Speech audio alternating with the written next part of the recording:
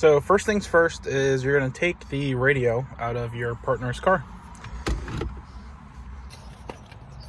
So now that you got the radio, this one was originally in my car, but I took it out and put it in hers. So this part's already disassembled, but I'm going to show you how to put it in from here. And then obviously I'll take it out and show you how to do that as well. First things first is you got to take out this trim piece. It goes around. You just got to pull out this ashtray or whatever, press this in, pull it out, and then just kind of pry this from the side, and then there you go, that's off. So you're going to need the harness for this car. I got this one, I believe, at Halford's, but you can find it online anywhere, to be honest. So now that you have your radio out and everything, you're going to connect it to the back of the radio itself. So it should be pretty easy to figure out where these go. I mean, if you look at these two cables here, this one starts off with a yellow, orange, and then black. Just come over here and look at where it goes. So yellow, orange, black is this right one.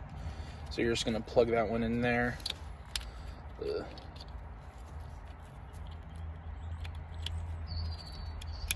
you go.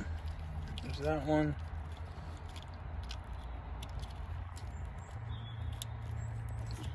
All right. So you got to take the factory brackets off of your radio. They'll be on like the side once you pull it out. They look something like this. And you're going to screw these onto your new radio or whatever you're doing. This is the right side of it. So you're going to put this one on the driver's side. And then this left-hand one's going to go on the passenger side if you have the right-hand drive one. So, yeah, let's do that. I've done this a few times now. There's a ton of holes on here. There's also a shit ton of holes on here. I would just use whichever one kind of lines up. And we're going to use, this is that one, I believe. Or is it this one? We're going to use one of these. Obviously, whichever one you end up using, don't use screws that are too big because you don't want to screw straight in and mess with any of that stuff. It looks like it's only a problem on the bottom ones. The top ones don't have anything behind them. So just keep in mind when you are doing this, though, if you go too far back, your radio is going to be sticking out. And if you go too far forward, well, your radio is going to be sunken in and you probably won't be able to mount this properly. So we're going to use this top right one. All right, now that you get your brackets screwed on, I only ever use one just because I can never, where I set this up, there isn't another one that lines up. But I did the same thing in my Evo 8, and it's pretty neat because you're able to adjust actually the angle your radio is like facing just by doing this. And it's the same thing on the other side. So there you go. So you see these 4 holes here, 1, 2, 3, 4. Those are going to line up with 1, 2, 3, 4. So once you got your harness connected, so if you buy a radio, it should come with this portion of it, and then you need to source this middle section of it. And then you're gonna, for the wiring, it's fairly simple. You just need to take this ground right here and find a good spot to ground it to. I usually ground it to, I believe, this screw right here,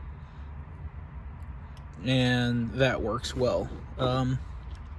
But if you have something already preset so that you're gonna put your ground somewhere specific, then, you know, whatever works.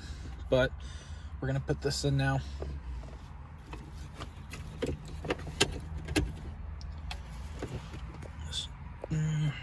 Move this.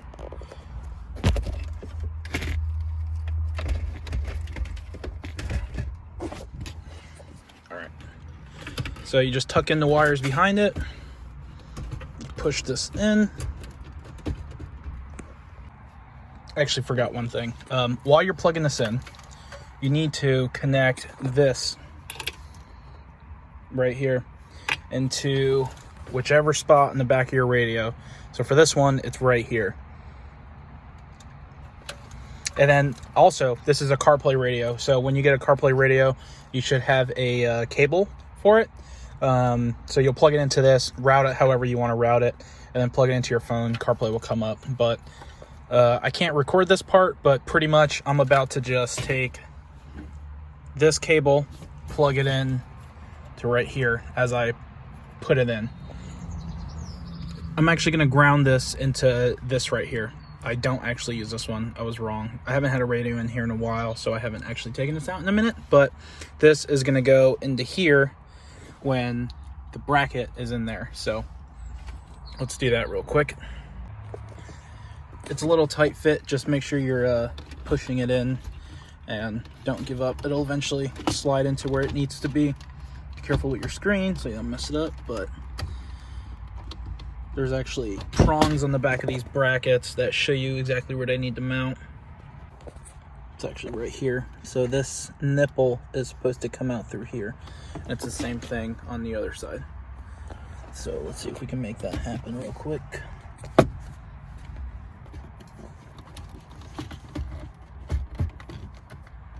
The left side's in.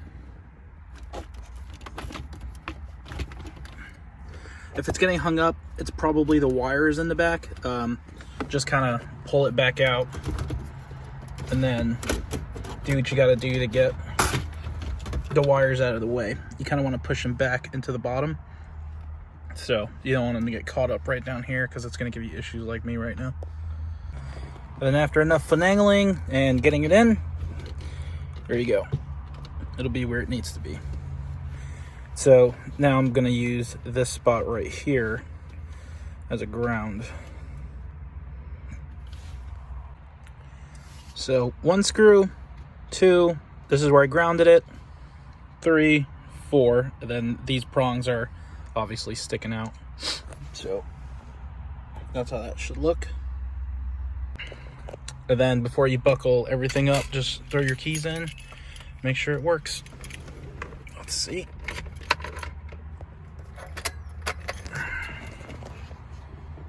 Boom. Easy. Obviously, I don't have the antenna hooked up or the radio, whatever. I just use CarPlay mostly, so I don't fuss with this stuff too much. But that's how this goes. So I'm sure there's a review somewhere for this radio. And then you're just going to pop this back in, which should be fairly easy. Just keep in mind, if you do end up grounding it here, you got to be careful because however you route it, I did it this way. It's going to be a little snug when the cigarette lighter goes back in there. So just be careful. And then that clips in. Nice little tray goes back in. And there you go. Obviously, this is a little sunk in. So those screws where I put them, the way you would fix this is just push the brackets further back. So use a further back hole on each side and it'll bring the radio out. And the reason I use 1 screw is so that if there's an issue, actually we'll do that dismantling right now that we're here. So you're supposed to disconnect your battery. I don't because I live life on the edge. Pull this out, 1, pop this panel out, trim piece, and then you're going to take out 1, 2, 3, 4 screws. Let's do that.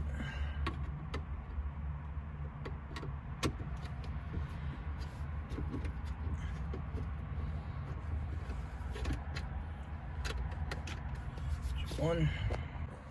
Now you got all 4 screws out. You're just going to very nicely pull this out.